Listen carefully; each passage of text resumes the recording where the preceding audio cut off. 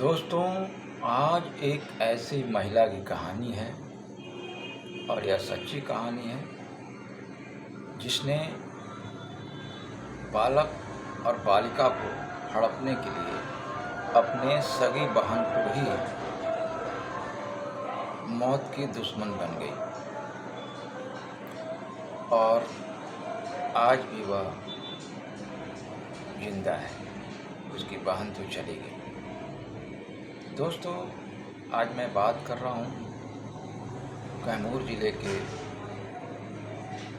एक गांव की बात है और यह बात 1983 में एक जायसवाल परिवार में शादी हुई और उनको कोई बाल बच्चा 1995 तक नहीं था। तो जो पत्नी उनकी थी उनका नाम था मीरा। मीरा की एक बहन थी। वह चाही कि उसकी बहन ही घर में आए तो उसके लिए अच्छा रहे। इसके लिए उसने जो है दीनदयाल साह के मम्मी और पापा को मिला लिया और बातचीत कर लिया कि होगी शादी तो मेरे बहन से, उसी के माध्यम से कोई बाल बच्चा हो। हालांकि दीनदयाल साह के माता पिता इसमें बिल्कुल सहमत नहीं थे, लेकिन दीनदयाल साह हमेशा अपने ससुराल जाया करते थे, इसलिए उनकी सास बराबर उनको उत्साहित करती रहती थी, प्रोत्साहित करती रहती थी। दो जगह दुकान होने की वजह से अक्सर अपने पति के साथ अपने मायके चली जाती थी और इस तरह से दीनदयाल साह के दिमाग में भी उस लड़की के प्रति आकर्षण बढ़ गया, क्योंकि वह लड़की वहाँ जाने पर खाना खिलाती थी। यहाँ तक से कभी कभी एकांत भी छोड़ देते थे, क्योंकि वैसे भी वह साली लगती थी। इस तरह से लंबा समय तक ये प्रक्रिया चलती रही, लेकिन किसी को पता नहीं था कि ऐसा होगा। एक दिन एक नई बहू घर पर आ जाती है। दीनदयाल के माता पिता बड़े गुस्से में हो जाते हैं और यहाँ तक कह देते हैं कि तुम हमारे बेटे नहीं हो, तुम मेरे अनुसार काम नहीं किए हो, इसलिए घर छोड़कर चले जाओ, तुम्हारी इसी में भलाई है। लेकिन आसपास के लोगों ने समझाया बुझाया, क्योंकि उनके पिता एक इज्जतदार और समझदार विचार के व्यक्ति थे। अंत में उन्होंने मान लिया कि चलो। लेकिन इसके बाद कुछ समय के बाद उस नई जो लड़की थी, जिसका नाम गीता था, उसको 2 लड़कियां और 1 लड़का हुआ। लेकिन बड़ी से ज़्यादा छोटी को ही दीनदयाल साह प्यार करने लगे।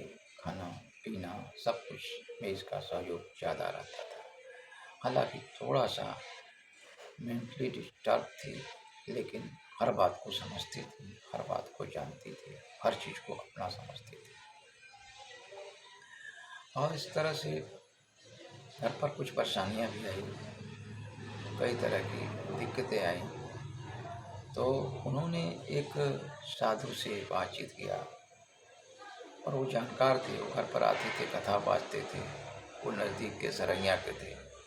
उनसे सलाह लिया कि जब से मैंने अपनी बहन से अपने पति की शादी करवाई है, तब से मेरे घर में हमेशा विपत्ति रहती है, इसके लिए क्या किया जाए। तो उन्होंने कहा कि ये लड़की अशुभ है और जहाँ भी ये अपना हाथ डालती है वह अशुभ हो जाता है। अब यह बात इसके दिमाग में बैठ गई और जो इसकी इच्छा थी वह पूर्ति हो गई थी, क्योंकि इसको बाल बच्चे चाहिए थे। उस माध्यम से इसको बाल बच्चे मिल गए थे। उन्होंने एक योजना के तहत काम करना शुरू कर दिया। दीनदयाल साह का तबीयत बहुत खराब हो गया। खासतौर से एक दुकान से दवाई मंगवाए थे, उस दुकान वाले ने 4-5 दवाई एक साथ दे दी थी। जो दवाई एक्सपायर दवाई था और उसको खाने के बाद ये बिल्कुल बेहोश हो गए और वो दवाई कह सकते हैं कि एक तरह से रिएक्शन कर गया। आनन फानन में वो बनारस ले जाया गया। बनारस डॉक्टर को दिखाया गया और वहाँ भी डॉक्टरों ने बहुत लापरवाही की। उस समय तक जो है ये हॉस्पिटल में ही गुजर चुके थे, लेकिन हॉस्पिटल वाला पैसा बनाने के चक्कर में करीब करीब 2 दिन रखा और इस तरह से उसने करीब 50 से 60 हज़ार रुपया वसूल लिया। हालांकि यह माना जाता है कि बनारस में यह काम धंधा बहुत तेज़ी से चलता है।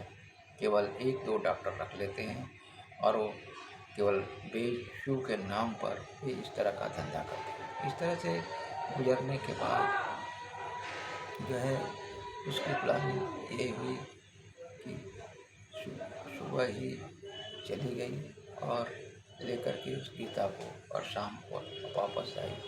तो बिना गीता घर के जब गार्जियन पूछे कि वह कहाँ गई तो उसने बताया कि वह कहीं और चली गई। साल भर के बाद भी जब पता किया गया तो उसका कहीं अता पता नहीं था। अंत में सारे लोगों से यही कह दिया कि उसका मैंने शादी कर ली, लेकिन उसका कहीं अता पता आज तक नहीं। तो मेरा यह कहानी सुनाने का मतलब यही है कि आप जागरूक बने, समझदार बने, छोटे छोटे लालच के चक्कर में ना फंसे, क्योंकि इस लालच की वजह से कई बार नुकसान भी होता है। यह कहानी कैसा रहा कमेंट करके ज़रूर बताइएगा। Thank for watching.